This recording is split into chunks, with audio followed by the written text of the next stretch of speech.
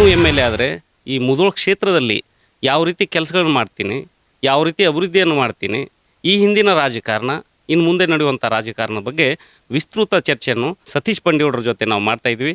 ಈ ಒಂದು ವಿಶೇಷ ಸಂದರ್ಶನಕ್ಕೆ ಅವರಿಗೆ ಆತ್ಮೀಯವಾದ ಸ್ವಾಗತ ಬಯಸ್ತಾ ಇದ್ದೀನಿ. Thank you sir. ಕಳೆದ ಬಾರಿ 2018ನೇ ಒಂದು ವಿಧಾನಸಭಾ ಸಾರ್ವತ್ರಿಕ ಚುನಾವಣೆಯಲ್ಲಿ ತಾವು ಸ್ಪರ್ಧೆ ಮಾಡ್ತೀರಿ. ಸೋತ ನಂತರ ತಾವು ಸಮಾಜ ಸೇವೆಗೆ ಇಳಿತೀರಿ. ಸರಿಸುಮಾರು 5 ವರ್ಷಗಳ ಕಾಲ ತಾವು ಕೆಲಸ ಮಾಡಿ ಅದೇ ಪಕ್ಷದ ಟಿಕೆಟು 2023ಕ್ಕೆ ಸಿಗುತ್ತೆ ಅನ್ನುವಂಥ ಒಂದು ಆಶಾಭಾವನೆಯೊಂದಿಗೆ ನೀವು ಟಿಕೆಟನ್ನು ಪಡಿತೀರಾ ಅಂಥೇಳಿ ನಿಮ್ಮ ಕಾರ್ಯಕರ್ತರು, ಕಾಂಗ್ರೆಸ್ ಪಕ್ಷದ ಕಾರ್ಯಕರ್ತರು ಕೆಲಸ ಮಾಡ್ತಾ ಇರ್ತಾರೆ. ಸೊ ಟಿಕೆಟ್ ತಪ್ಪತ್ತೆ, ಒಂದು ಇನ್ನೇನು ರಾಜಕಾರಣಿ ಮುಗಿತಪ್ಪ ಅನ್ನೋ ಒಂದು ನಿರ್ಧಾರಕ್ಕೆ ಬಂದಿದ್ದೆ. ದೆಹಲಿಯಲ್ಲಿ ಒಬ್ಬನೇ ಇದ್ದೆ. ಈ ಒಂದು ಆಘಾತ ಸುದ್ದಿ ಕೇಳಿ ಒಂದೇ ಲಾಸ್ಟ್ ಕೊನೆ ದಿನ ನನಗೆ ಆ ಲೀಡ್ರುಗಳು ನಾನು ಏನು ಪ್ರಾಮಿಸ್ ಮಾಡಿದ್ರು ಆ ಲೀಡ್ರುಗಳು ನನಗೆ ನೋಡೋಕೆ ತಯಾರಿಲ್ಲ, ಭೇಟಿ ಆದ್ರೂ ಸಹಿತ ನೋಡೋಕೆ ತಯಾರಿಲ್ಲ. ಅಷ್ಟ್ರ ಮ್ಯಾಗ ತಿಳ್ಕೊಂಡೆ ಇದೇನೋ ಎಡವಟ್ಟು ಆಗೈತೆ ಅಂತೇಳಿ. ಆಮೇಲೆ ಮರುದಿವಸ ಅನೌನ್ಸ್ ಆಯಿತು. ಈ ಕಾಂಗ್ರೆಸ್ ಪಕ್ಷದ ಟಿಕೆಟ್ ಹಂಚಿಕೆಯಲ್ಲಿ ಕೆಲವೊಂದು ರಾಜಕಾರಣಿಗಳ ಪ್ರಭಾವ ಹೈಕಮಾಂಡ್ಗೆ ಮಾಡಿರುವಂಥದ್ದಿದೆ. ರಾಜ್ಯ ನಾಯಕರು ನನಗೇನು ತೊಂದರೆ ಮಾಡಿಲ್ಲ.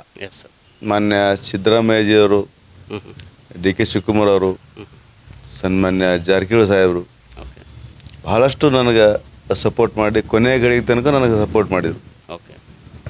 ಆ ಒಂದು ಪಕ್ಷದ ಒಂದು ಹೈಕಮಾಂಡ್ ಒಂದು ಗೈಡ್ಲೈನ್ಸು ಈ ಇಂತಿಂಥ ಸಮಾಜಕ್ಕೆ ಇಷ್ಟು ಕೊಡಬೇಕನ್ನೋ ಒಂದು ಕೋಟಾ ಫಿಕ್ಸ್ ಮಾಡಿದರು.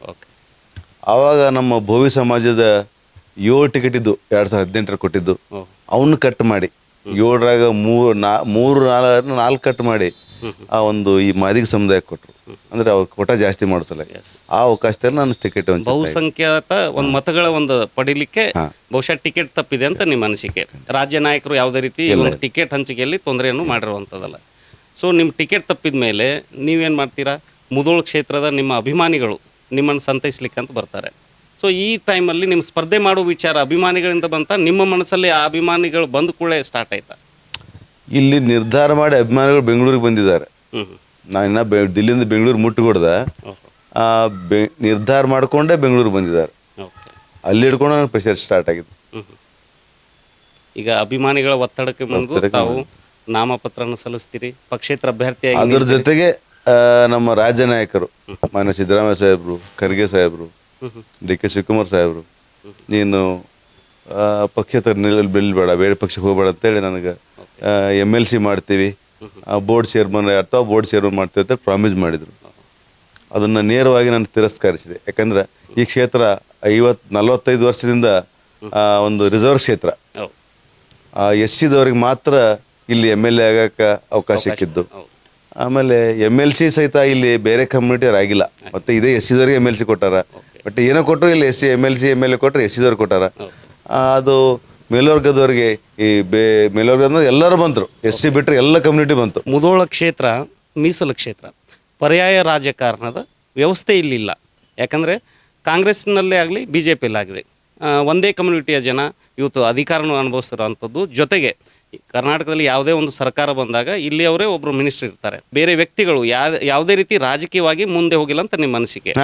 ಯಾಕಂದ್ರೆ ಅವರು 45 ವರ್ಷ ಈ ದೊಡ್ಡ ಸಮುದಾಯಗಳಿದ್ದಾವೆ. ಲಿಂಗಾಯತರಿದ್ದಾರೆ, ರೆಡ್ಡಿ ಇದ್ದಾರೆ, ಕುರುಬ್ರು ಇದ್ದಾರೆ, ವಾಲ್ಮೀಕಿ ಇದ್ದಾರೆ, ಮರಾಠ ಇದ್ದಾರೆ, ಜಂಗಮ್ರು ಇದ್ದಾರೆ, ದೊಡ್ಡ ಸಮುದಾಯಗಳಿದಾವೆ, ಬಹುಸಂಖ್ಯಾತರಿದ್ದಾರೆ. ಅವ್ರಿಗೆ ಅವಕಾಶ ವಂಚಿತರಾಗ್ಯಾರ. ಅದಕ್ಕೆ ಆ MLC ನಿಗಮ ಮಂಡಳಿ ಅವ್ರ ಪಾಲಿನ ಆ ತಾಟಿಗೆ ನಾ ಕೈ ಹಾಕೋದಿಲ್ಲ, ಸಾರಿ ಅಂತೇಳಿ ನಾನು ನೇರವಾಗಿ ರಿಜೆಕ್ಟ್ ಮಾಡಿ ಬಂದಿದ್ದೆ. ಅದಕ್ಕೆ ಅದನ್ನು ನನಗೆ MLCನೂ SC ದವ್ರಿಗೆ ಕೊಡೋದು, MLAನೂ SC ದವ್ರಿಗೆ ಕೊಡೋದು, ಆ ಒಂದು ಮನಸ್ಥಿತಿ ನಾ ಒಪ್ಪಲಾರ್ದೆ ರಿಜೆಕ್ಟ್ ಮಾಡಿ ಬಂದಿದ್ದು ಸತ್ಯ. ಆ ಒಂದು ಎಲ್ಲ ನಾಯಕರು ಲಾಸ್ಟ್ ಕೊನೆಗಳಿಗೆ ನಾ ಫೋನ್ ಸಹಿತ ಎತ್ತಲಿಲ್ಲ. ಭಾಳಷ್ಟು ನೋವಾಗಿತ್ತು ನನಗೆ. ನಾನು 35 ವರ್ಷದ ಈ ಒಂದು ಪಕ್ಷದ ಸಂಬಂಧ ನಾನು ಈ ಕಾರ್ಯಕರ್ತರ ಗೊಂದಲ, ಈ ಪ್ರೆಷರು, ಆಮೇಲೆ ನಾನು ಈಗಾಗಲೇ ಎಲ್ಲ ಈ ಉಳಿದ ಸಮುದಾಯಗಳು ಕೊಟ್ಟಂಥ ಮಾತು, ಆ MLC ನಿಗಮ ಮಂಡಳಿ ತಮಗೆ ಬಿಟ್ಟು ಕೊಟ್ಟದ್ದು ನಾನು ಒಂದು ಪ್ರಯತ್ನ ಮಾಡೋದಿಲ್ಲ ಅಂತ ಹೇಳಿದ್ದು, ಅದನ್ನು ಒಪ್ಕೊಂಡು ಬಂದ ನಾ ಇವರೆಲ್ಲರ ಮುಂದೆ ತಲೆಬಾಗುವಂಥ ಪರಿಸ್ಥಿತಿ. ಎಲ್ಲ ಗೊಂದಲದಾಗ ನಾನು ಎಲ್ಲ ದೊಡ್ಡ ನಾಯಕರು ನಾನು ಅವ್ರ ಮುಂದೆ ಎಂದೂ ತಲೆ ಎತ್ತಿ ಮಾತಾಡಿಲ್ಲ. 35 ವರ್ಷ ಅವರ ಫೋನ್ ಎತ್ತಿಲ್ಲ. ಅದು ಭಾಳ ದೊಡ್ಡ ನೋವಿದೆ ನನಗೆ. ಕೊನೆಗಳಿಗೆ ನಾನು ಈ 30 ವರ್ಷ ಬೆಳೆಸಿದಂಥ ನಾಯಕರು ಇವತ್ತು ನನ್ನ ಜೊತೆಗಿಲ್ಲ ಅನ್ನೋದು ಭಾಳ ದೊಡ್ಡ ನೋವಿದೆ. ಅದು ನೆನಪಾದಾಗ ಅವ್ರು ಇದ್ರಿಗೆ ಬಂದ್ರೆ ಹತ್ತು ಬಿಡ್ತೇನೆ ನಾನು. ಈಗೂ ಸಹಿತ ನನ್ನ ನಾಯಕರು ಒಂದು 30 ವರ್ಷದ ನಾಯಕರು ನನ್ನ ಜೊತೆಗೆ, ಯಾಕಂದ್ರೆ ನಾನು ಬೆನ್ನಿಗೆ ಬಿದ್ದು ನಾನು ಏನೂ ಇರಲಾರ್ದ ನನಗೆ ಅವ್ರು ಸಪೋರ್ಟ್ ಮಾಡಿದಂಥವ್ರು. ಆ ಜನ ಅವರೆಲ್ಲರೂ ಇವತ್ತು ಇಲ್ಲ ಅಂದ್ರೆ ಅದು ಏನೋ ಕಳ್ಕೊಂಡು ನಾನು ಅನಾಥನಾಗಿನಿ, ಅನಾಥ ಪ್ರಜ್ಞೆ ಕಾಡ್ತಿದ್ದೆ. ಆದರೆ ಅನಿವಾರ್ಯ ಚುನಾವಣೆ ಒಳಗೆ ಧುಮುಕಿದ್ದೀನಿ ಫೇಸ್ ಮಾಡೋಂಥ ಪರಿಸ್ಥಿತಿ. ಆ ನೆನಪಾದ್ರೆ ಕಣ್ಣೀರು ಬರ್ತಾವ. ಈಗೂ ಸಹಿತ ಅವ್ರು ಯಾರು ಎದುರಿಗೆ ಬಂದ್ರೆ ಹತ್ತು ಬಿಡ್ತೀನಿ ನಾನು. ಉಳಿದ ಪರಿಸ್ಥಿತಿಗಳು ನಾನು ಬರೋದಿಲ್ಲ. ನಮ್ಮ ನಾಯಕರು ನನಗನ್ನ ಒಂದೇ ತಾಟಿನ ಊಟ ಮಾಡಿವಿ, ಒಂದೇ ಕುಟುಂಬದಾಗ ಇದ್ದಂಗೆ ಇದ್ದೀವಿ. ಅವ್ರು ಯಾರು ನನ್ನ ಜೊತೆಗಿಲ್ಲ ಅನ್ನೋ ಒಂದು ದೊಡ್ಡ ನೋವು ನನ್ನ ಕಾಡ್ತಿದೆ.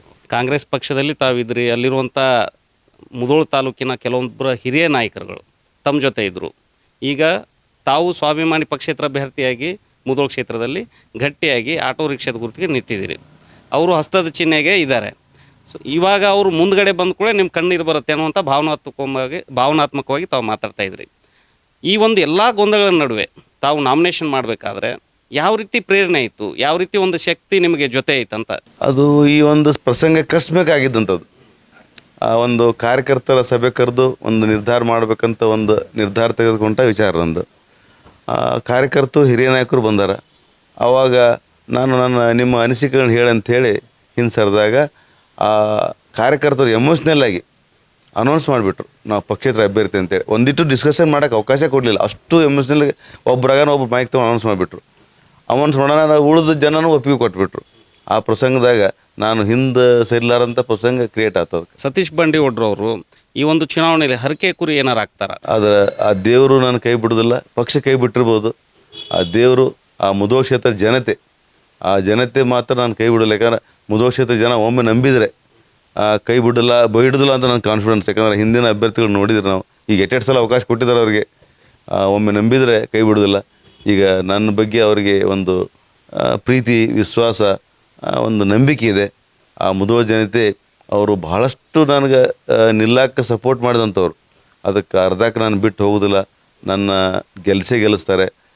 ಅವರು ತಮ್ಮ ಸೇವೆಗೆ ನನ್ನ ತೊಡಗಿಸ್ತಾರೆ ಅಂತ ನನಗೆ ನಂಬಿಕೆ. ತಾವು ಸಮಾಜ ಸೇವೆಯಲ್ಲಿ ಹೆಸರಾಂತರು. ಈ ಒಂದು ಊಟದ ವ್ಯವಸ್ಥೆ ಕಾಂಗ್ರೆಸ್ ಪಕ್ಷದಲ್ಲಿ ಇಂದಿರಾ ಕ್ಯಾಂಟೀನ್ ಅಂತ ಹೇಳಿ ಕಾಂಗ್ರೆಸ್ ಪಕ್ಷ ಯೋಜನೆ ತರೋಕ್ಕಿಂತ ಮೊದಲೇ ತಾವು ಇಲ್ಲಿ ನಿಮ್ಮ ಒಂದು ಕ್ಯಾಂಟೀನ್ ಅಂತ ತೆಗೆದಿದ್ರಿ. ಮುಧೋಳಕ್ಕೆ ಯಾರೇ ಒಬ್ಬ ವ್ಯಕ್ತಿ, ಒಬ್ಬ ರೈತ ಮುಧೋಳಕ್ಕೆ ಬಂದರೆ ಹಸಿದು ಹೊಟ್ಟೆಯಲ್ಲಿ ಹೋಗಬಾರ್ದು ಅನ್ನೋಂಥ ಒಂದು ಕಾನ್ಸೆಪ್ಟ್ ನಿಮ್ಮಲ್ಲಿತ್ತು. ಜೊತೆಗೆ ಕಾಲೇಜಲ್ಲಿ ಬರುವಂಥ ವಿದ್ಯಾರ್ಥಿಗಳು, ಬಡ ವಿದ್ಯಾರ್ಥಿಗಳು ಹಳ್ಳಿಯಿಂದ ಬರ್ತಾ ಇರ್ತಾರೆ. ಬೇರೆ ಕಡೆ ಹೋದಾಗ ಅವರಿಗೆ ದುಡ್ಡಿನ ಮೌಲ್ಯ ಜಾಸ್ತಿ ಆಗುತ್ತೆ ಅನ್ನುವಂಥ ವಿಚಾರದಲ್ಲಿ ತಾವು ಕಡಿಮೆ ಬೆಲೆ, ಅತಿ ಕಡಿಮೆ ಬೆಲೆಯಲ್ಲಿ ಅಲ್ಲಿ ಊಟ ನಾಷ್ಟದ ವ್ಯವಸ್ಥೆ ಮಾಡಿದ್ರಿ. ನಾನು ಶ್ರೀಮಂತ ಅಂಥೇಳಿ ಆ ಕ್ಯಾಂಟೀನ್ ಪ್ರಾರಂಭ ಮಾಡಿಲ್ಲ. ನನ್ನ ಕಾಲೇಜ್ ಜೀವನದ ಒಂದು ನೆನಪು, ಕಹಿ ನೆನಪು, ಅದು ಮರಿಸಲಾಗಿ ಆಗಲಿ, ಅದು ಒಂದು ಆ ಥರ ಅನುಭವ ಯಾರಿಗೆ ಆಗಬಾರ್ದು ಅನ್ನೋ ಉದ್ದೇಶ. ನಾನು ಡಿಪ್ಲೊಮಾ ಸಿವಿಲ್ ಇಂಜಿನಿಯರಿಂಗ್ ಓದುವಾಗ ನನ್ನ ತಂದೆಯವರು ಬಹಳ ಬಡ ಕುಟುಂಬ ನಮ್ಮದು. ಕೂಲಿ ಕಾರ್ಮಿಕರು. ನಮ್ಮ ತಾಯಿ ರಸ್ತೆಯಲ್ಲಿ ಕಡಿ ಹೊಡಿತಿದ್ರು, ನಮ್ಮ ತಂದೆ ಕಲ್ಲು ಹೊಡಿತಿದ್ರು. ಆ ಒಂದು ಬಡತ 10 ಮಂದಿ ಮಕ್ಕಳು ನಾವು. 5 ಮಂದಿ ಗಂಡು ಮಕ್ಕಳು, 5 ಮಂದಿ ಹೆಣ್ಮಕ್ಳು, 5 ಮಂದಿ ಪಂಚಪಾಂಡವರು. ಇವತ್ತು 5 ಮಂದಿ ಗಂಡು ಮಕ್ಕಳಿದೆ, 5 ಮಂದಿ ಹೆಣ್ಮಕ್ಳಿದ್ದಾರೆ, 10 ಮಂದಿ ಮಕ್ಕಳಿದೆ. ಆ ಕಷ್ಟ ಕಾಲದಲ್ಲಿ ಭಾಳಷ್ಟು ಬಡತನ. ಆ ಮಕ್ಕಳು 10 ಮಂದಿ ಸಾಕೋದು ಭಾಳ ಕಷ್ಟ ಇತ್ತು. ನನಗೆ ಪ್ರತಿ ತಿಂಗಳಿಗೆ 200 ರೂಪಾಯಿ ಖಾನಾವಳಿ ಬಿಲ್ ಇತ್ತಲ್ಲ ಬಾಗಲಕೋಟೆಯಲ್ಲಿ. ಆ 200 ರೂಪಾಯಿ ಬಿಲ್ ಇದ್ದದ್ದನ್ನು ಅತಿ ಕಡಿಮೆ ಬಿಲ್ಲಿಂದ ಯಾವುದಂದ್ರೆ 180 ರೂಪಾಯಿ ಗೌರಿಶಂಕರ್ ಖಾನಾವಳಿ ಅಂತ ಇತ್ತು ಅವಾಗ. 87ರೊಳಗೆ, 1987ರೊಳಗೆ ಆ ಖಾನಾವಳಿ 180 ಸಲ ಅಲ್ಲಿ 90 ರೂಪಾಯಿ ಕೊಟ್ಟು ಒಂದೇ ಹೊತ್ತು ಊಟ ಮಾಡ್ತಿದ್ದೆ. ನಾನು ಮಧ್ಯಾಹ್ನ ಊಟ ಮಾಡ್ತಿದ್ದೆ. ಆ ರಾತ್ರಿ ಹಾಗೆ ಮನ್ಕೋತಿದ್ದೆ. ಅದು 3 ವರ್ಷ. ರಾತ್ರಿ ಭಾಳಷ್ಟು ಹಸುವಾದಾಗ ನನ್ನ ಗೆಳೆಯ ಇಂಗಳಿಯವರಿಲ್ಲೇ ಅವಾಗ ಬಸ್ಸಿನಲ್ಲಿ ಬುತ್ತಿ ಬರ್ತಿತ್ತು, ಇಂಗಳಿಗೆ ಡಬ್ಬಿಗಳು ಬರ್ತಿದ್ದು. ನಾನು ಭಾಳಷ್ಟು ಹಸುವಾದಾಗ ಅಲ್ಲಿ ಹೋಗಿ ಅವ್ರ ರೂಮಿಗೆ ಊಟ ಮಾಡ್ತಿದ್ದೆ. ನನ್ನಂಥ ಬಡವರು ಭಾಳಷ್ಟು ಇನ್ನೂ ಬಡತನ 100% ಹೋಗಿಲ್ಲ ನಮ್ಮ ದೇಶದೊಳಗೆ. ಸ್ವಾತಂತ್ರ್ಯ ಬಂದು ಇಷ್ಟು ವರ್ಷ ಆದರೂ ಇನ್ನೂ ಹೋಗಿಲ್ಲ. ಇಂಪ್ರೂವ್ಮೆಂಟ್ ಆಗಿದೆ ಮೊದಲಿನಕ್ಕಿಂತಲೂ, ಬಟ್ 100% ಹೋಗಿಲ್ಲ. ನನ್ನಂಥ ಬಡವರು ಮಕ್ಕಳು ಇನ್ನೂ ಇರ್ತಾರೆ. ಆ ಮಕ್ಕಳು ಹಸುವಿನಿಂದ ಇರಬಾರ್ದು, ಆ ದೇವ್ರು ನನಗೆ ಅನುಕೂಲ ಮಾಡ್ಯಾನ ಅಂತೇಳಿ ಆ ಉದ್ದೇಶದಿಂದ ಅವತ್ತೇನು ಕ್ಯಾಂಟೀನ್ ಪ್ರಾರಂಭ ಮಾಡಿದ್ನಿ. ಈಗೂ ಸಾಕಷ್ಟು ಕಷ್ಟ ಐತೆ ನನಗೆ. ಆ ಕ್ಯಾಂಟೀನ್ ರನ್ ಮಾಡ್ಬೇಕಾದ್ರೆ ಒಂದು ಕುಟುಂಬದಾಗ ಅಡುಗೆ ಮಾಡಿ ರನ್ ಮಾಡೋದು ಭಾಳ ಕಷ್ಟ ಇದೆ. ಸಾವಿರಾರು ಜನ ರೈತರಿಗೆ, ವಿದ್ಯಾರ್ಥಿಗಳಿಗೆ ಅದನ್ನು ದಿನಸ ನಡೆಸೋದು ಅಂದ್ರೆ ಭಾಳ ಕಷ್ಟದ ಕೆಲಸ. ಆ ಒಂದು ಕಷ್ಟ ಇದ್ದಾಗ ಸಹಿತ ನಾನು ನೊಂದ್ಕೊಳ್ಳದೆ ಭಾಳಷ್ಟು ಅದನ್ನು ಖುಷಿಯಿಂದ ನಾನು ಇವತ್ತು ನಡೆಸ್ತಾ ಇದ್ದೀನಿ. ಆ ಒಂದು ಉದ್ದೇಶ, ನನ್ನಂಥ ಬಡವರಿಗೆ ಮಕ್ಕಳು ಇವತ್ತು ಉಪವಾಸ ಇರಬಾರ್ದು, ವಿದ್ಯಾರ್ಥಿಗಳು ಉಪವಾಸ ಇರಬಾರ್ದು ಅನ್ನೋ ಒಂದೇ ಒಂದು ಕಾರಣದಿಂದ ಇವತ್ತು ಕ್ಯಾಂಟೀನ್ ಓಡ್ತಿದೆ. ಯಾವುದೇ ರಾಜಕೀಯ ದುರುದ್ದೇಶ ನನ್ನ ಹೋಟಿನ ಆಚೆಗಾಗಿ ಮಾಡಿಲ್ಲ. ಆ ಕ್ಯಾಂಟೀನ್ ಸಮೀಪ ಇವತ್ತಿನ ತನಕ ಹೋಗಿಲ್ಲ ನಾನು. 8-10 ವರ್ಷ ಆದರೂ ಆ ಮಕ್ಕಳು ಯಾರು ಊಟ ಮಾಡ್ತಾರೆ, ಅವ್ರ ಹೆಸರೇನು, ಅಲ್ಲಿ ಯಾರು ಬರ್ತಾರೆ ಅನ್ನೋದು ಎಂದೂ ನೋಡಿಲ್ಲ. ಆ ಸ್ವಾರ್ಥದ ಜೀವನ ನಾನು ಅಲ್ಲಿ ತೋರಿಸ್ಕೊಟ್ಟು. ನಿಮ್ಮ ಊಟ ತಿಂದು ಬೆಳೆದಿದ್ದೀವಿ ನಾವು, ನಿಮ್ಮ ಊಟ ತಿಂದು ಕಾಲೇಜೆಲ್ಲ ಕಲ್ತಿದ್ದೀವಿ, ನಿಮ್ಮದು ಋಣ ಭಾಳ ಇದೆ, ನಾವು ಈ ಬಾರಿ ತೀರಿಸ್ತೀವಿ ಅನ್ನುವಂಥ ಮಾತುಗಳು ಕೂಡ ಪ್ರಚಾರದಲ್ಲಿ ಕೆಲವೊಂದು ವಿಡಿಯೋಗಳಲ್ಲೆಲ್ಲ ಕಂಡಿದ್ದೀವಿ. ಸೊ ಇದು ಈ ರೀತಿ ಒಂದು ಮಾತುಗಳು ಬಂದಾಗ ನಿಮ್ಗೇನು ಅನಿಸ್ತಾ ಆ ಸಮಯದಲ್ಲಿ? ಅದು ಅವ್ರ ದೊಡ್ಡ ಮಾತು, ದೊಡ್ಡ ಗುಣ ಅದು. ಆದರೆ ನನಗೆ ನಾನು ಅಷ್ಟು ದೊಡ್ಡ ಪ್ರಮಾಣದಲ್ಲಿ ಅವ್ರು ಅನ್ನುವಷ್ಟೇನು ದೊಡ್ಡ ನಾನು ಕೆಲಸ ಮಾಡಿಲ್ಲ ನನ್ನ ನಂಬಿಕೆ. ಓಕೆ. ನಂದು ಅಳಿಲು ಸೇವೆ ಅದು, ನನ್ನ ಸಮಾಜಕ್ಕಾಗಿ, ನನ್ನ ಯುವಕರಿಗಾಗಿ, ನನ್ನ ರೈತರಿಗಾಗಿ ಮಾಡಿದ ಅಳಿಲು ಸೇವೆ ಅದು. ಮುಧೋಳ ಮತಕ್ಷೇತ್ರ ಸಮಾಜ ಸೇವಕರಂತ ಕಂಡಿದ್ದೆ ಸತೀಶ್ ಬಂಡಿಗೌಡ್ರನ್ನ. ತರಬೇತಿಗಳನ್ನು ಕೊಟ್ಟಿದ್ದೀರಿ ವಿದ್ಯಾರ್ಥಿಗಳಿಗೆ, ಶಾಲಾ ಕಾಲೇಜು ವಿದ್ಯಾರ್ಥಿಗಳಿಗೆ ತರಬೇತಿಗಳನ್ನು ಕೊಟ್ಟು, ಸ್ಕಿಲ್ ಡೆವಲಪ್ಮೆಂಟ್ ತರಬೇತಿಗಳನ್ನು ಕೊಟ್ಟು, ಅವ್ರಿಗೆ ಜಾಬ್ ಹೋಗಲಿಕ್ಕೆ, ಕೆಲವೊಂದು ಸಲ ಮಿಲ್ಟ್ರಿ ಒಂದು ಸೇರಲಿಕ್ಕೆ ಅವರಿಗೆ ತರಬೇತಿಗಳನ್ನು ಕೊಟ್ಟಿದ್ದೀರಿ. ಸೊ ಈ ರೀತಿ ಸಮಾಜ ಸೇವೆ ಮಾಡಬೇಕಾದಾಗ ಇವಾಗ ಈ ರಾಜಕೀಯ ಪರಿಸ್ಥಿತಿಗೆ ಆ ಸಮಾಜ ಸೇವೆ ಇಲ್ಲೇನಾದ್ರು ಅಟ್ಯಾಚ್ ಆಗ್ಲಿಕ್ಕೆ ಸಾಧ್ಯ ಅದಾನ? ಅದು ಈ ಸಲ ಏನಾದ್ರು ಕಾಣಿಸೋ ಮೊದಲು ಇರಲಿಲ್ಲ. ನಾನು ಹೋದ ಚುನಾವಣೆಯಾಗ ಸಮಾಜ ಸೇವೆ ಮಾಡಿದ್ದೆ. ಆದರೆ ಈ ಸಲ ಅದು ಒಂದು ಯಾವ ಥರ ಹೊಂಟದಂದ್ರೆ ರಾಜಕಾರಣಿಗಳಿಗೆ ಒಂದು ಸಮಾಜ ಸೇವಕನಿಗೆ ನಡೆದಂಥ ಇದು ಹೋರಾಟ. ಈ ಚುನಾವಣೆ ಒಬ್ಬ ರಾಜಕಾರಣಿಗಳಿಗೆ ಹಾಗೂ ಒಬ್ಬ ಸಮಾಜ ಸೇವಕನಿಗೆ ನಡೆದಂಥ ಹೋರಾಟ. ಆ ಹೋರಾಟ ಖಂಡಿತ ಈ ಜನ, ಈ ನನ್ನ ಕ್ಷೇತ್ರದ ಜನ ನನ್ನ ಕೈ ಬಿಡೋದಿಲ್ಲ. ಸಮಾಜ ಸೇವಕನನ್ನು, ಈ ಸಮಾಜ ಸೇವೆಗೆ ಇವನ್ನ ಬಿಟ್ಟರೆ ಮತ್ತು ಸಮಾಜ ಸೇವೆ ಮಾಡೋದನ್ನ ನಿಂದಿಸ್ತಾನೆ, ಅದಕ್ಕೆ ಅವಕಾಶ ಕೊಡೋಣಂತ ನಿರ್ಧಾರ ಮಾಡಿದ್ದಾರೆ, ಗಟ್ಟಿ ನಿರ್ಧಾರ ಮಾಡಿದ್ದಾರೆ. ಇವತ್ತು 10 ಜನರನ್ನು ನೀವು ಕೇಳಿದಾಗ 7 ಜನರು ಸತೀಶ್ ಬಂಡಿಗೌಡರು ಗೆಲ್ತಾನಂತ ಹೇಳ್ತಾರೆ. ಅದೇ ಒಂದು ಅವರ ಗಟ್ಟಿಯಾದ ನಿರ್ಧಾರ ಅಂತೇಳಿ ನನಗೆ ಅನಿಸಿಕೆ. ಈ ಬಾರಿ ಮುಧೋಳ ಕ್ಷೇತ್ರ ಜನ ನಿಜವಾದ ರಾಜಕಾರಣವನ್ನು ನೋಡ್ತಾ ಇದ್ದಾರೆ. ಯಾಕಂದರೆ ತ್ರಿಕೋಣ ಸ್ಪರ್ಧೆ ಏರ್ಪಟ್ಟಿದೆ. ಒಂದು ಕಾಂಗ್ರೆಸ್ ಪಕ್ಷ, ಎರಡನೇದು BJP, ಜೊತೆಗೆ ಸ್ವಾಭಿಮಾನಿ ಪಕ್ಷೇತರ ಅಭ್ಯರ್ಥಿಗೆ ತಾವಿದ್ದೀರಿ. ಈ 3 ಪಕ್ಷಗಳ ಓಟ್ಗಳ ಡಿವೈಡನ್ನು ಯಾವ ರೀತಿ ಮತದಾರ ಮಾಡಬಹುದು, ಗೆಲ್ಲಲಿಕ್ಕೆ ಸಾಧ್ಯನಾ ಅಂತ? ಈ ಇಲೆಕ್ಷನ್ದಾಗ ಹೆಚ್ಚುಕಮ್ಮು ರಾಜಕಾರಣ ಹಾಳಾಡ್ಬಿಡುತ್ತೆ. ಓಕೆ. ಯಾರು ಯಾವ ಪಕ್ಷ ಮಾಡಕತ್ತಾರೋ, ಏನು ಮಾಡಕತ್ತಾರೋ ಅರ್ಥ ಆಗ್ಲಾರ್ದಂಥ ಪರಿಸ್ಥಿತಿ ಕ್ರಿಯೇಟ್ ಆಗಿಬಿಡುತ್ತೆ. ಅದು ಯಾರು ಕಂಡೇರಿದಂಥ ಪರಿಸ್ಥಿತಿ. ನಮ್ಮ ಕ್ಷೇತ್ರ ಹಿಂಗೆ ಆಗ್ತದೆ ಅನ್ನೋ ಕಲ್ಪನೆ ಇರಲಿಲ್ಲ. ಯಾರು ಏನು ಮಾಡ್ತಾರೋ ಅನ್ನೋ ತಿಳಿವಲ್ದು. ಒಂದು ಬಹಳಷ್ಟು ಗೊಂದಲದ ವಾತಾವರಣ ಎದ್ಬಿಟ್ಟೈತಿ. ಅದು ವಿಚಿತ್ರ, ಅದು ಸತ್ಯ. ಸೊ ಇಲ್ಲಿ 3 ಜನ ಪ್ರಭಾವಿಗಳಿದ್ದೀರಿ, ಜೊತೆಗೆ ಕೆಲವೊಂದು ಪಕ್ಷದ ಅಭ್ಯರ್ಥಿಗಳು ಬೇರೆ ನಿಂತಿದ್ದಾರೆ. ಸೊ ಅಲ್ಲಿ ಕನ್ಸಿಡರ್ ಮಾಡುವಂಥ ಪಕ್ಷಗಳು, ಕನ್ಸಿಡರ್ ಮಾಡುವಂಥ ಅಭ್ಯರ್ಥಿಗಳು ಯಾರೂ ಇಲ್ಲ.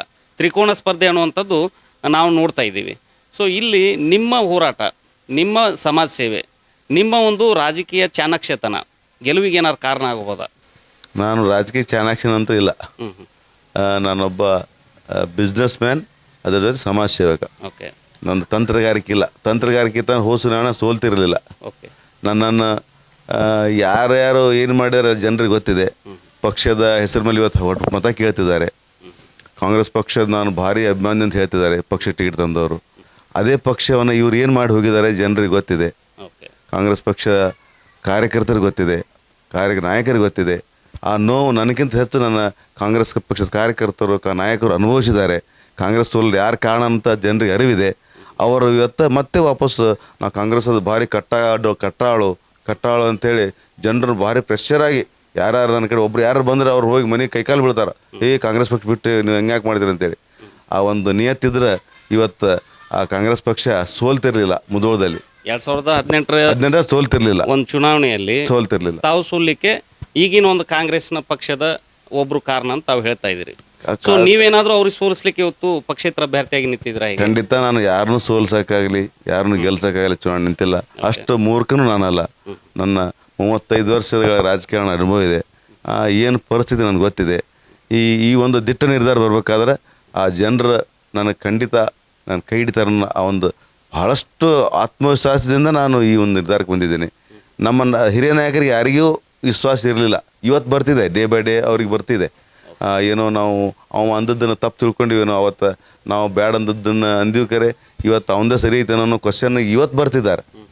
ಆದರೆ ಆ ನಿರ್ಧಾರ ನಾನು ಯಾರನ್ನೂ ಸೋಲ್ಸೋಕ್ಕಾಗಲಿ ಗೆಲ್ಸೋಕ್ಕಾಗಲಿ ಮಾಡಿದ ನಿರ್ಧಾರ ಅಲ್ಲ. ನಾನು ಗೆಲ್ಲಬೇಕು, ಜನ ನನಗೆ ಸಪೋರ್ಟ್ ಮಾಡ್ತಾರೆ ಅನ್ನೋ ದಿಟ್ಟ ನಿರ್ಧಾರ ನಿಂತಿದ್ದೀನಿ. ಆ ಒಂದು ಮನಸ್ಥಿತಿಗೂ ನಾನು ಹೋಗೋದಿಲ್ಲ.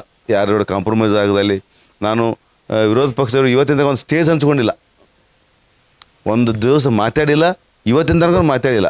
ಅಷ್ಟೊಂದು ಗಟ್ಟಿಯಾಗಿದ್ದೀನಿ ಆ ವಿಷಯದಾಗ. ಕಾಂಪ್ರಮೈಸ್ ಪ್ರಶ್ನೆನೇ ಇಲ್ಲ. ನನಗೆ ಎಂದೂ ನನ್ನ ಸ್ವಾಭಿಮಾನಕ್ಕೆ ಧಕ್ಕೆ ಮಾಡ್ಕೊಳ್ಳೋಂಥ ಕೆಲಸ ಮಾಡೋದಿಲ್ಲ. ಪ್ರಜಾಪ್ರಭುತ್ವದ ಹಬ್ಬ ಇದು. ಸೊ ಈ ಒಂದು ಹಬ್ಬದಲ್ಲಿ ಸ್ವಾಭಿಮಾನಿ ಪಕ್ಷೇತರ ಅಭ್ಯರ್ಥಿ ಸತೀಶ್ ಬಂಡಿಗೌಡರ ಒಂದು ಕಾರ್ಯಕರ್ತರ ಪಡೆ ಇದೆ. ಸಾಕಷ್ಟು ಕಾರ್ಯಕರ್ತರು ಇರ್ತಾರೆ. ಸೊ ಇವತ್ತು ನಮ್ಮ ವಾಹಿನಿಯಲ್ಲಿ ಕೆಲ ಕಾರ್ಯಕರ್ತರು ನಿಮ್ಮ ಒಂದು ಅಭಿಮಾನದ ಮೇರೆಗೆ ಇವತ್ತು ಚರ್ಚೆಗೆ ಬಂದಿರುವಂಥದ್ದು. ಸೊ ಇಲ್ಲಿ ಪ್ರಜಾಪ್ರಭುತ್ವ ಹಬ್ಬವನ್ನು ನೀವು ಯಾವ ರೀತಿ ಆಚರಿಸ್ತೀರ ಅನ್ನುವಂಥದ್ದನ್ನು ಕಾರ್ಯಕರ್ತರ ಬಳಿನೇ ಕೇಳೋಣ. ನಾವು ಸಾಕಷ್ಟು ಬೆಂಬಲ ಇರುವಂಥಗೆ ಶಕ್ತಿ ಪ್ರದರ್ಶನ ಮಾಡಿ ನಾಮಿನೇಷನ್ ಮಾಡ್ತಾರೆ. ನಾನು ಕೂಡ ಪ್ರಬಲ ಅಭ್ಯರ್ಥಿ ಅನ್ನುವಂಥದ್ದನ್ನು ತೋರಿಸ್ತಾರೆ. ಅದಕ್ಕೆಲ್ಲ ಕಾರ್ಯಕರ್ತರ ಪಡೆಯೇ ಸಾಕ್ಷಿ. ಸೊ ಈ ಒಂದು ಚುನಾವಣೆಯಲ್ಲಿ 2023 ಚುನಾವಣೆಯಲ್ಲಿ ಗೆಲುವು ಸೋಲಿನ ಲೆಕ್ಕಾಚಾರ ಯಾವ ರೀತಿ ಇದೆ? ನೀವು ಗೆಲ್ಲಬಹುದಾ ಅಥವಾ ಯಾವ ವಿಷಯದಲ್ಲಿ ಸೋಲ್ಬಹುದು?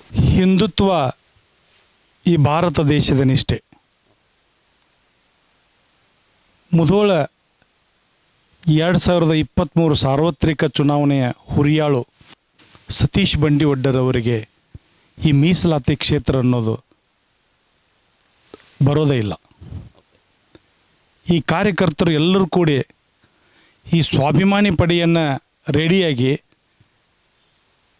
ಭಾವನೆಗಳನ್ನು ಬದಲಾಯಿಸುವ ಕಾಲ ನಮ್ಮ ರನ್ನ ನಾಡಿನ ನೆಲದ ಮಣ್ಣಿನ ಮಕ್ಕಳಿಗೆ ಬರಲಿ ಅಂತಕ್ಕಂಥ ಈ ಸ್ವಾಭಿಮಾನ ಪಡೆ ಏನಿದೆ, ಎಲ್ಲ ಹಳ್ಳಿಗಳಲ್ಲಿ ಹಾಗೂ ಮುಧೋಳ ಮತ್ತು ಲೋಕಾಪುರದಲ್ಲಿ ಎಲ್ಲ ಹಳ್ಳಿಗಳಲ್ಲಿ ಎಲ್ಲ ಎರಡೂ ಪಕ್ಷಗಳಲ್ಲಿ ಆ ಭಾವನೆಗಳನ್ನು ಬದಲಾಯಿಸುವ ಬೀಜವನ್ನು ಬಿತ್ತಾ ಇದ್ದಾರೆ ನಮ್ಮ ಕಾರ್ಯಕರ್ತರು. ಯಾಕಂದ್ರೆ ಗೆಲ್ಲೋಕೆ ಏನು ಬೇಕೋ ಅದನ್ನೆಲ್ಲ ನಾವು ತಯಾರಿ ಮಾಡಿದ್ದೀವಿ. ಅವರು ಸ್ವತಃ 5 ರೂಪಾಯಿ ಕ್ಯಾಂಟೀನು ಮತ್ತು ಕರೋನಾ ಸಮಯದಲ್ಲಿ ಏನು ಆಯುಷ್ ಇಲಾಖೆಯ ಪರ್ಮಿಷನ್ ಇದ್ದಂಥ ಒಂದು ಗುಳಿಗೆಗಳನ್ನು ಮತ್ತು ಪ್ರತಿಯೊಬ್ಬರಿಗೂ ಮಾಸ್ಕ್ ಸ್ಯಾನಿಟೈಸರನ್ನು ವಿತರಣೆ ಮಾಡಿದ್ದಾರೆ. ಇವೆಲ್ಲವುಗಳು ಪೂರಕವಾಗಿ ಇವತ್ತು ಕಾರ್ಯಕರ್ತರು ಒಂದು ಸ್ವಾಭಿಮಾನಿ ಪಡೆಯನ್ನು ನಾವು ರಚನೆ ಮಾಡಿದ್ದೀವಿ. ಯಾಕಂತಂದ್ರೆ ಜಾತ್ಯತೀತ ಮನೋಭಾವದ ವ್ಯಕ್ತಿತ್ವವನ್ನು ಹೊಂದಿರತಕ್ಕಂಥ ಸತೀಶ್ ಬಂಡಿವಡ್ಡರವರಿಗೆ ಈ ಗೆಲುವು ಬಹಳ ಸುಲಭ. ಹಿಂದಿನ 30 ವರ್ಷಗಳಿಂದ ಒಂದೇ ಮುಖ ಎರಡೇ ಮುಖಗಳನ್ನು ನೋಡಿ ಈ ರನ್ನ ನಾಡಿನ ಜನತೆಗೆ ಬೇಜಾರಿದೆ. ಇವ್ರು ನಾವು ಅಷ್ಟು ಅಭಿವೃದ್ಧಿ ಮಾಡಿದ್ದೀವಿ, ಇಷ್ಟು ಅಭಿವೃದ್ಧಿ ಮಾಡಿದ್ದೀವಿ ಅಂತ ಹೇಳ್ತಾರೋ. ಮುಧೋಳ ತಾಲೂಕಿನಾಗ ಒಂದು ಪಾರ್ಕಿಂಗ್ ವ್ಯವಸ್ಥೆ ಇಲ್ಲ ಇವತ್ತಿನ ದಿವಸ. ಸೈಕಲ್ ಮೋಟ್ರ್ ಹಚ್ಚಿದ್ರೆ ಪೊಲೀಸರು ನೋ ಪಾರ್ಕಿಂಗ್ ಇದೆ, ದಂಡ ಕಟ್ಟಿರ್ತಾರೆ. ಕಾರ್ ಪಾರ್ಕಿಂಗ್ ವ್ಯವಸ್ಥೆ ಇಲ್ಲ, ಗಾರ್ಡನ್ ಇಲ್ಲ. ಒಂದು ವರ್ಷಕ್ಕೆ 25,000 ಕೋಟಿ ರೂಪಾಯಿ ಟ್ರಾನ್ಸಾಕ್ಷನ್ ಇದೆ, ಅದನ್ನು ನಾವು ಮಾಡಿದ್ದೀವಿ ಅಂತ ಹೇಳ್ತಾರೆ ಇವತ್ತು ಬಲ್ಲವರು. ಒಂದು ಪಾರ್ಕಿಂಗ್ ವ್ಯವಸ್ಥೆ ಇಲ್ಲ, ಒಂದು ಗಾರ್ಡನ್ ಇಲ್ಲ. ಆಫೀಸರ್ಸ್ ಮಕ್ಕಳಾಗಲಿ, ಬಿಸ್ನೆಸ್ ಮಕ್ಕಳಾಗಲಿ, ರೈತರ ಮಕ್ಕಳಿಗಾಗಲಿ ಮಕ್ಕಳನ್ನ ಕರ್ಕೊಂಡು ಹೋಗಿ ಗಾರ್ಡನ್ನಾಗ ಆಡುವಂಥ ಒಂದು ವ್ಯವಸ್ಥೆ ಇಲ್ಲ ಇವತ್ತಿನ ದಿವಸ. ಇದೆಲ್ಲವೂ ಮಿಕ್ಕಿ ಈ ಜಾತಿ ರಾಜಕಾರಣ, ನಾವು ಮೇಲೂ ನೀವು ಮೇಲೂ ಅನ್ನೋದು ಈ 20-25 ವರ್ಷಗಳಿಂದ ಕಲುಷಿತ ವಾತಾವರಣ ಇದೆ ಇವತ್ತು. ಇಂಥ ಒಂದು ಸಂದರ್ಭದಲ್ಲಿ ಸತೀಶ್ ಬಂಡಿವಡ್ಡ ಗೆಲ್ಲಿಸಿದ್ರೆ ಏನು? ಇದು ಗೆಲುವು ಅನ್ನೋದು ಮುಂದಿನ ಶತಮಾನಗಳಲ್ಲಿ ಉಳಿಯುವಂಥ ಒಂದು ಗೆಲುವು ಆಗ್ತಾ ಇದೆ. ಯಾಕಂದ್ರೆ 12ನೇ ಶತಮಾನದಲ್ಲಿ ಅನ್ನದಾಸೋಹ ಕಾರ್ಯಕ್ರಮವನ್ನು ಮಾಡಿದ್ದು ಬಸವಣ್ಣನವರು. ಅದರ ನಂತರ ಯಾವುದೇ ಸರ್ಕಾರ ಮಾಡದೇ ಇರುವಂಥ ಒಂದು ಕಾರ್ಯಕ್ರಮ ಇವತ್ತಿನ ದಿವಸ ಕ್ಯಾಂಟೀನ್ ವ್ಯವಸ್ಥೆ. ಇಂಥ ಒಂದು ಕ್ಯಾಂಟೀನ್ ಯಾವ ಸರ್ಕಾರ ಮುಂದೆ ಯಾರ್ದು ಸರ್ಕಾರ ಮಾಡೋಕ್ಕಾಗಲ್ಲ ಸರ್.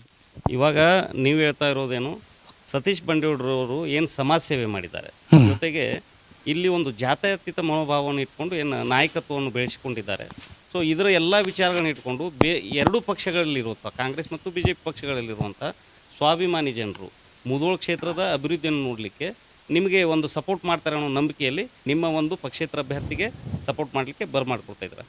ಸರಿಸುಮಾರು ವರ್ಷಗಳ ಕಾಲ ಇಡೀ ರಾಜ್ಯವೇ ನೋಡಿರುವಂಥ ನಾಯಕರು, ಬಹುಶಃ ರಾಜ್ಯದ ಒಂದು ಹೈಕಮಾಂಡ್ ಅಂದರೆ ತಪ್ಪಾಗಲಿಕ್ಕಿಲ್ಲ. ಮುಧೋಳದ ಒಬ್ಬ ಶಾಸಕ ಉಪಮುಖ್ಯಮಂತ್ರಿಯಾಗಿ ಕೆಲಸ ಮಾಡ್ತಾರೆ, ಜೊತೆಗೆ ಪ್ರಸಿದ್ಧ ಖಾತೆಗಳನ್ನು ತಗೊಂಡು ಕೆಲಸ ಮಾಡ್ತಾರೆ. ಸೊ ಮುಧೋಳದಲ್ಲಿರುವಂಥ ಒಂದು ಡೆವಲಪ್ಮೆಂಟ್ ಇದೆ, ಇವತ್ತು ರಸ್ತೆಗಳ ಸುಧಾರಣೆ, ಊರಲ್ಲಿರುವಂಥ ಮೂಲಭೂತ ಸೌಕರ್ಯಗಳ ಬಗ್ಗೆ, ಅದರ ಬಗ್ಗೆ ಎಲ್ಲ ಕೆಲಸಗಳಾಗಿದ್ದಾವೆ ಸರ್. ಇವತ್ತು ನೀವು ಹೇಳಿದ ಹಾಗೆ ಇವತ್ತೊಬ್ಬರು ಪ್ರಭಾವಿಯಾಗಿ ಇವತ್ತು ಈಗಿನ ಸರ್ಕಾರದಲ್ಲಿ ಉಪಮುಖ್ಯಮಂತ್ರಿವರೆಗೂ ಅಧಿಕಾರವನ್ನು ವಹಿಸ್ಕೊಂಡಿರ್ತಕ್ಕಂಥ ಒಬ್ಬರು ಶಾಸಕರು ಇವತ್ತು ಮುಧೋಳದ ಕ್ಷೇತ್ರದಿಂದ ಆಯ್ಕೆಯಾಗಿ ಹೋಗಿದ್ದರು. ಆದರೆ ಇವತ್ತು ಮುಧೋಳ ಕ್ಷೇತ್ರ ನಾವು ಅವರು ಉಪಮುಖ್ಯಮಂತ್ರಿ ಸ್ಥಾನದಲ್ಲಿರುವಂಥ ನೋಡಿದರೆ ಇವತ್ತು ಮುಧೋಳ ಕ್ಷೇತ್ರ ಎಷ್ಟೋ ಉನ್ನತ ಮಟ್ಟಕ್ಕೆ ಇವತ್ತು ಹೋಗಬೇಕಾಗಿತ್ತು. ಇವತ್ತು ಸ್ಮಾರ್ಟ್ ಸಿಟಿ ಅಂತ ಲೆವೆಲ್ಗೆ ಇವತ್ತು ನಾವು ಮುಧೋಳ ನಗರವನ್ನು ನೋಡಬೇಕಾಗಿತ್ತು. ಆದರೆ ಇವತ್ತು ನಿಮಗೊಂದು ಹೇಳ್ತೀನಿ, ಇಲ್ಲಿ ಇರ್ತಕ್ಕಂಥ ಒಳಚರಂಡಿ ವ್ಯವಸ್ಥೆ ನೋಡಿ, ಪ್ರತಿಯೊಂದು ರೋಡ್ ಊರಲ್ಲಿ ಇರ್ತಕ್ಕಂಥ ದಾರಿಯ ಮಧ್ಯದಲ್ಲಿ ಇವತ್ತು ಒಳಚರಂಡಿ ವ್ಯವಸ್ಥೆ ಆಗಿದೆ. ಇವತ್ತು ಅದು ಅವೈಜ್ಞಾನಿಕ ಆಗಿದೆ. ಅದರ ಜೊತೆಗೆ ಅದರಲ್ಲಿಯೂ ಇವರು ಭ್ರಷ್ಟಾಚಾರನೂ ಕಂಡು ಬರ್ತದೆ. ಅದೇ ಥರನಾಗಿ ಇವತ್ತು ಹೇಳಿದಾಗ ಉದ್ಯಾನವನ ಇರ್ಬೋದು, ಇವತ್ತು ಮುಧೋಳದಲ್ಲಿ ಇರ್ತಕ್ಕಂಥ ಅನೇಕ ಮೂಲ ಸೌಕರ್ಯಗಳಿರ್ಬೋದು. ಇವತ್ತಿರ್ತಕ್ಕಂಥ ಎಷ್ಟೋ ಜನ ಎಷ್ಟೋ ಭಜಂತ್ರಿ ಓಣಿ ಅಂತ ಓಣಿಗಳಲ್ಲಿ ಇನ್ನೂ ಮಹಿಳೆಯರಿಗೆ ಶೌಚಾಲಯಗಳೇ ಇಲ್ಲ. ಇಂಥ ದೊಡ್ಡ ಮಟ್ಟದ ನಾಯಕರಿದ್ದರೂ ಇವತ್ತು ಮುದೋಳದಲ್ಲಿ ಶೌಚಾಲಯಗಳೇ ಇಲ್ಲ. ಹೆಣ್ಣು ಮಕ್ಕಳು ಇವತ್ತು ನಾವು ಓಟ್ ಕೇಳಕ್ಕೆ ಹೋದರೆ ಇಂಥ ಸಣ್ಣ ಪ್ರಮಾಣದ ಇಂಥ ಶೌಚಾಲಯಗಳ ನಿರ್ಮಾಣ ಆಗಿಲ್ಲ ಅನ್ನುವಂತಹ ಇವತ್ತು ನಮ್ಮ ಮುಂದೆ ಹೊರಾಕತ್ತಿದ್ದಾರೆ. ಅಂದರೆ ಏನಾಗಿದೆ ಅಂದರೆ ಮುದೋಳ ಮತಕ್ಷೇತ್ರದ್ದು ಇವರು ಜನರನ್ನು ಮರಳು ಮಾಡಿ ಇವತ್ತು ರಾಜಕಾರಣ ಮಾಡ್ತಿದ್ದಾರೆ. ಇನ್ನೊಂದೇನೆಂದರೆ ಈ ಬಾರಿ ಒಂದು 5 ವರ್ಷಗಳ ಒಂದು ಇದರಲ್ಲಿ ಅವರ ಅಧಿಕಾರಾವಧಿಯಲ್ಲಿ ಸಾಕಷ್ಟು ಅನುದಾನಗಳನ್ನು ತಂದಿದ್ದೀವಿ. ಸಾವಿರಾರು ಕೋಟಿ ರೂಪಾಯಿ ಅನುದಾನ ಮುದೋಳ ಕ್ಷೇತ್ರಕ್ಕೆ ನಾನು ಹಾಕಿದ್ದೀನಿ. ಒಂದು ರಸ್ತೆ ಸುಧಾರಣೆ ಆಗಲಿ, ದೇವಸ್ಥಾನಗಳ ಜೀರ್ಣೋದ್ಧಾರಕ್ಕಾಗಲಿ, ಸಮುದಾಯ ಭವನಗಳಿಗಾಗಲಿ, ಜೊತೆ ಇನ್ನಿತರೆ ಅನೇಕ ಕೆಲಸಗಳನ್ನು ಸಾವಿರಾರು ಕೋಟಿ ರೂಪಾಯಿ ಅನುದಾನಗಳನ್ನು ತಂದು ಮಾಡಿದ್ವಿ ಅಂತಾರೆ. ಆ ಒಂದು ಕೆಲಸಗಳು ನಿಮ್ಮ ಕಣ್ಣಿಗೆ ಕಾಣ್ತಾ ಇಲ್ವಾ ಹೇಗೆ? ಸರ್, ಅನುದಾನ ಕೊಟ್ಟಿರ್ಬೋದು ಅವರು, ಆದರೆ ಅನುದಾನ ಏನಾಗಿದೆ ಅಂದರೆ ಇನ್ನೂ ಅವ್ರು ಹೇಳ್ತಕ್ಕಂಥ ಹೆಸರಿನಲ್ಲೇ ಇದೆ ಅಷ್ಟೇ. ಆದರೆ ಅದಕ್ಕೆ ಯಾವುದೂ ಕಾರ್ಯರೂಪಕ್ಕೆ ಬಂದಿಲ್ಲ. ಎಷ್ಟೋ ಸಮುದಾಯ ಭವನಕ್ಕೆ ಅನುದಾನ ಕೊಟ್ಟಿನಿ ಅಂತ ಹೇಳ್ತಾರೆ, ಎಷ್ಟೋ ಸಮಾಜಗಳಿಗೆ ಕೊಟ್ಟಿದ್ದಾನೆ ಅಂತ ಹೇಳ್ತಾರೆ. ಆದರೆ ಆ ಸಮಾಜಗಳಿಗೆ ಹೋಗಿ ಕೇಳಿದರೆ ಆ ಅನುದಾನ ಇನ್ನೂ ಮುಟ್ಟೇ ಇಲ್ಲ. ಇವ್ರು ಏನಾಗಿದೆ ಅಂದರೆ ಅದು ಬರೀ ಲೇಖನಿಯಲ್ಲಿ ಅವ್ರ ಪುಸ್ತಕದ ಪತ್ರದಲ್ಲಿ ಆಗಿದೆ ಹೊರತು ಅದಕ್ಕೆ ಜನರಿಗೆ ಮುಟ್ತಾ ಇಲ್ಲ ಎಲ್ಲಿವರೆಗೂ. ಅದೇ ಕಾರಣ ಇಟ್ಕೊಂಡು ಜನ ಯಾವ ಮಟ್ಟಕ್ಕಿದ್ದಾರೆ ಅಂದರೆ ರಾಜಕಾರಣಿಗಳನ್ನು ದೂರ ಮಾಡಿ ಒಬ್ಬ ಸಮಾಜ ಸೇವಕ ನಿಸ್ವಾರ್ಥ ಸೇವೆಯಿಂದ ಏನು ಸೇವೆ ಸಲ್ಲಿಸ್ತಿದ್ದಾರಲ್ಲ ಅವ್ರಿಗೆ ಅವಕಾಶ ಕೊಡೋಣ ಅನ್ನುವಂಥ ಮನಸ್ಥಿತಿಯಲ್ಲಿ ಮುದೋಳ ಸ್ವಾಭಿಮಾನಿ ಮತದಾರರು ಬಂದಿದ್ದಾರೆ. ಮುದೋಳದ ಸ್ವಾಭಿಮಾನಿ ಮತದಾರರು ಯಾವ ರೀತಿ ವಿಚಾರ ಮಾಡ್ತಿದ್ದಾರೆ ಅಂದರೆ ರಾಜಕಾರಣಿಗಳಿಗೆ ಇಬ್ಬರಿಗೆ ಅವಕಾಶ ಕೊಟ್ಟು ನೋಡಿದ್ದಾರೆ ಇಲ್ಲಿವರೆಗೂ. ಒಬ್ಬರು ಒಂದು ಸಾರಿ ಅವ್ರಿಗೆ ಕೊಟ್ಟಿದ್ದಾರೆ, ಇವ್ರಿಗೆ ಕೊಟ್ಟಿದ್ದಾರೆ ಅವಕಾಶ. ಆದರೆ ಇವ್ರದ್ದು ಎಲ್ಲ ಇಲ್ಲಿವರೆಗೂ ಇವ್ರ ಮೂಲಭೂತ ಸೌಕರ್ಯ ಇರ್ಬೋದು, ಇವ್ರು ಮಾಡಿರ್ತಕ್ಕಂಥ ಅಭಿವೃದ್ಧಿ ಜನರ ಕಣ್ಣಿಗೆ ಕಾಣ್ತಾ ಇದೆ.